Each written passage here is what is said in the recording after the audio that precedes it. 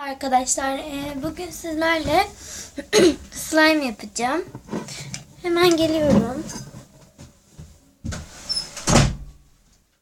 Evet arkadaşlar geldim. Çok özür dilerim.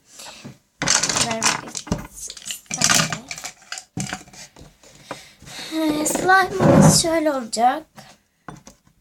Tutkal kullanacağız. Güneş kremiyle yapacağım. Güneş kremi, çubuk, boraks sosu. Yani ve boraks sosu. Sonra tutkalımızı koyduktan sonra güneş kremi ilave ediyoruz.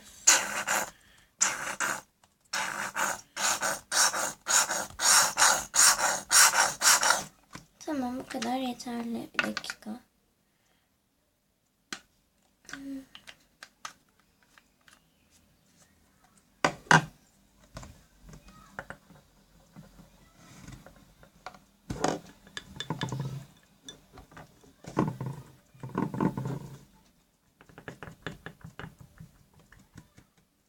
Arkadaşlar benimki biraz kırmızılaştı kalemden dolayı.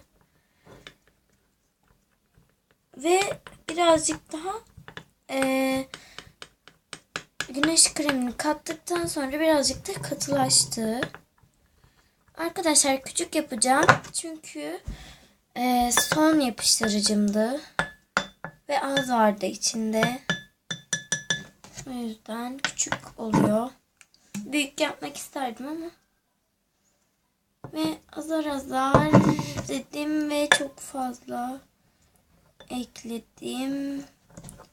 Boraks suyumdan. Arkadaşlar top gibi oldu. Şimdi diğerlerini de alıyorum.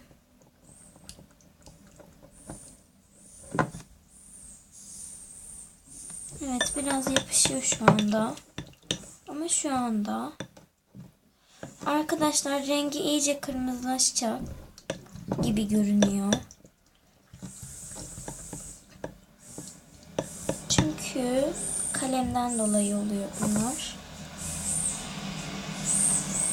Ve şu anda yapışıyor biraz.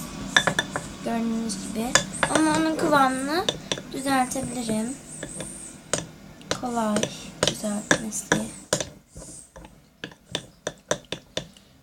Evet. Yapışmazsa aldığımda, yapışmıyor olursa yani elime alacağım. Eğer yapışıyorsa elime krem süreceğim. Çok azıcık ama acayip az. Borakslı su. Ay, iyi de fazla kaçtı. Neyse, borakslı suyu biraz elime batırayım.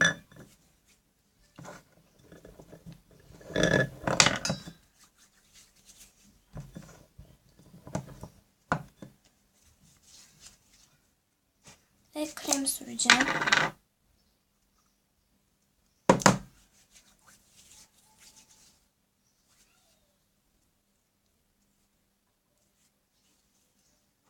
Evet.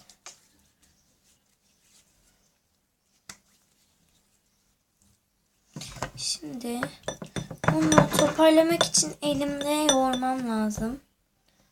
Şimdi yoğuracağım. Evet arkadaşlar, gördüğünüz gibi su gibi çok cıvık, yani cıvık değil de nasıl desem, şu anda tam slime kıvamında değil. Ama elimle yoğurdukça slime kıvamına getirebilirim.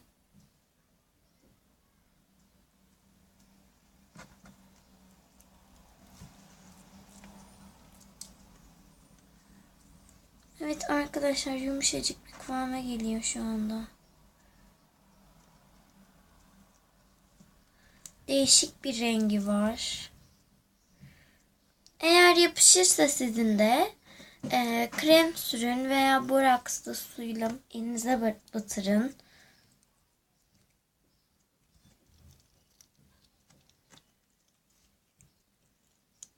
Evet, böyle bir slime. Değişik oldu.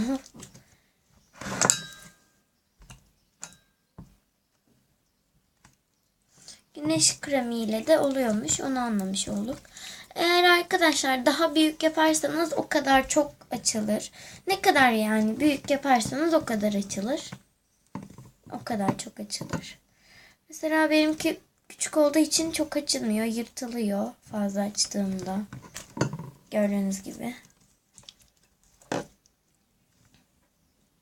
Çünkü küçük bir slime. Güneş kreminden. Ama açarken yumuşak olmuyor. Sert oluyor.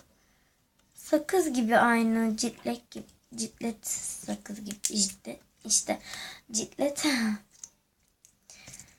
sert oluyor.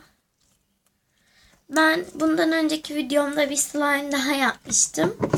O slime da yumuşak olduğu için ondan sonra bu biraz değişik geldi. Onu göstereyim size.